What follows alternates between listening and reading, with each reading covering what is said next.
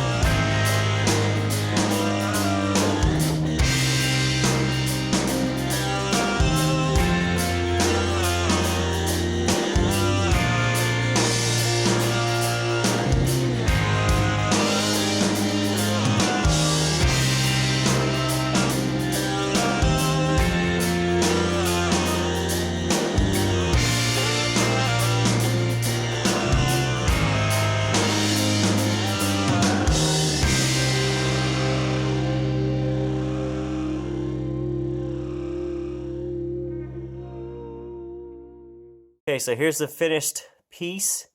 Now you can just see I've got it held inside from the inside with some welding magnets, just basically holding it edge to edge. So the goal is just to get it inside there. So you can see I've overgrown just a teeny bit on a couple places near the top or on the edge. But what I'll do is just tack weld that in piece by piece, and then just grind it smooth and then do some body fill on that.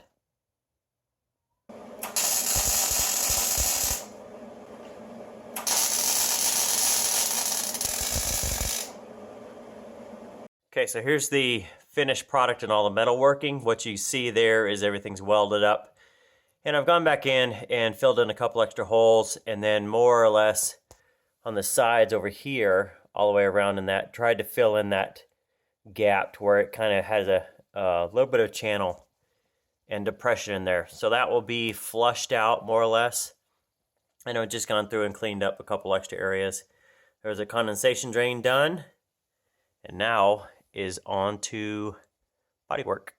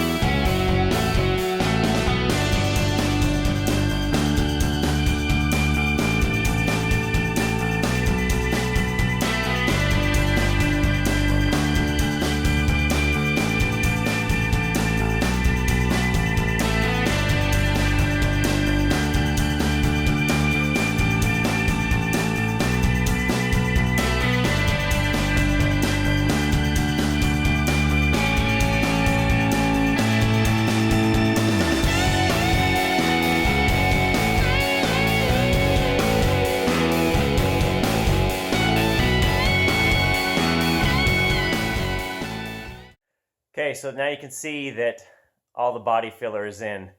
Now the reason I went back and spent so much time, probably, I don't know, 2-3 hours maybe, doing all that metal work over and over, is I want to use the least amount of body filler that I can. So I have spent a lot of time making sure the radiuses on everything looked right to me, to where if I open this hood and you look at that, your first inclination is to question if it was even there in the first place.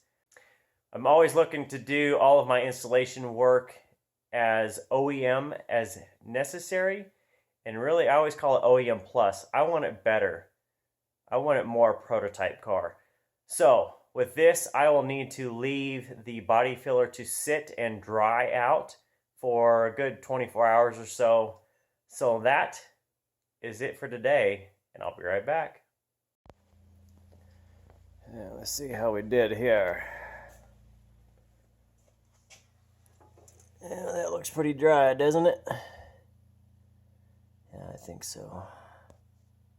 Okay, so with that done and dry, cured, whatever you want to call it, I'm just going to hit it with some 150 grit. This is something I've had here in the shop, so no need to go buy anything else. I'll just go light with some 150, and I'm basically going to feather it out. So the body filler obviously is where the concentration is going to be, but I'm going to feather it out towards the center of the car and on the side, so that I can just start to feather it in and clear the paint and all that stuff. So when somebody looks at it, they won't think, well, they just did this piece.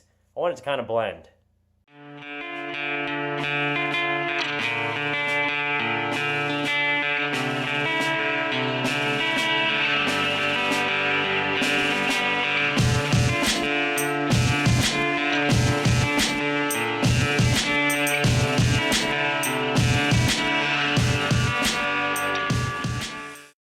Okay, so with a lot of sanding, you can now see this is at least done, this area. So obviously with using the big paddle I used to put the filler on, I got some extra in here and that I've had to sand off. So that's just on me. It's my fault. Put too much on, it'll have to come back off. But at least this is a pretty good shape.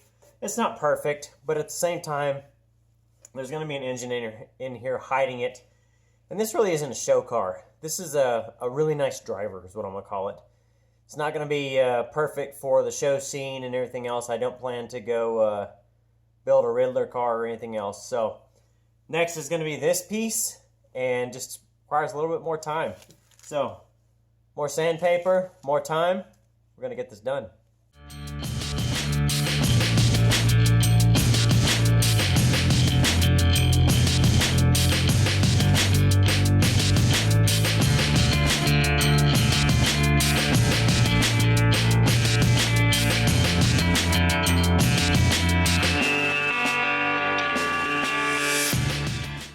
Finished product of all the sanding. Obviously it's still dusty in that, but not too bad.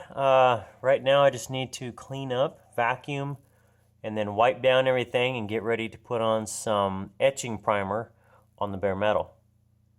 Okay, so with sanding done, cleaned, and now you can kind of see there are the first 2 coats, or really the 2 coats of high build primer. You can look down in there and it's not exactly perfect, but you can see it does fit okay. You can see that right there, that doesn't exactly look like it should be there, but at the same time, it doesn't necessarily look like it shouldn't be there.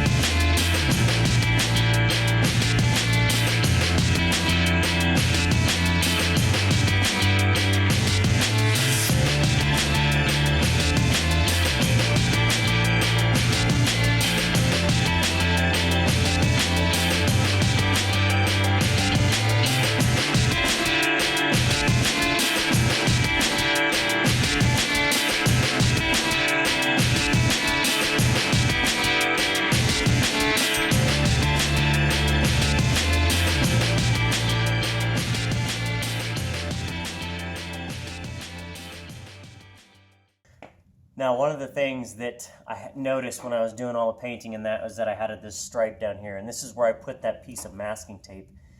I'm really not sure why, but it just left this stripe as soon as I peeled it off. So, because I didn't go all this way to half-ass the rest of it, I'm going to repaint this centerpiece. So if you can see now, you can see it's sanded down. I just used the same 150. A lot of it's down to bare metal, so on this section, I'm starting over. Gonna redo it in primer, clean it, paint, then clear everything else. Now, everything is done through paint and clear coat, and I'm just gonna allow the clear to dry. I did use my heat gun just to kind of flash off the solvents, but I'll let it go and just let it finish overnight. Now you can see down in here, some pitting here that was in the filler and that for right now, yeah, I'm not really excited about it, but I'm gonna move on and see if maybe come back to it later on. So now everything I did here is exactly what you would do to shave the complete bay. Probably you're gonna most likely either put in some welding covers where it would require probably obviously welding them in, but maybe cutting out some spot welds, taking out the inner pieces. You might be doing something like I thought about doing, which was covering every hole, not with a complete cover itself, but maybe keeping the contours of it and just plugging up the holes, and then anything large enough, cutting yourself kind of a template steel piece and welding it in and doing that. So the grinding, the filling, everything else. I haven't totally decided what engine I'm going to put in this long term. So yes, I'm putting in my small block back into this. But if I ever decided to go to like a mod motor, a Coyote motor, anything else like that, doing a whole engine bay now may end up being where I have to go back in and start drilling holes back in it where I shouldn't have drilled those up or covered them up or anything else. So that's the only reason I'm just painting it now, getting it ready for this year. That wasn't needed for the HVAC. So it's gone for at least this point.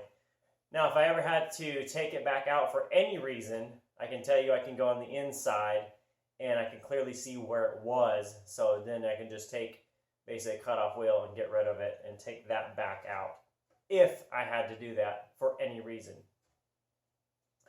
So with that, I'm going to leave you guys here, and just make sure when you're doing the painting stuff, remember, I have no professional training in painting, so the stuff I do works for me personally. It may not work for you, and if you are a body person or somebody that does custom cars for a living, I'm really sorry that I'm teaching people to do it my way, and it's probably not the best way, but it works for me.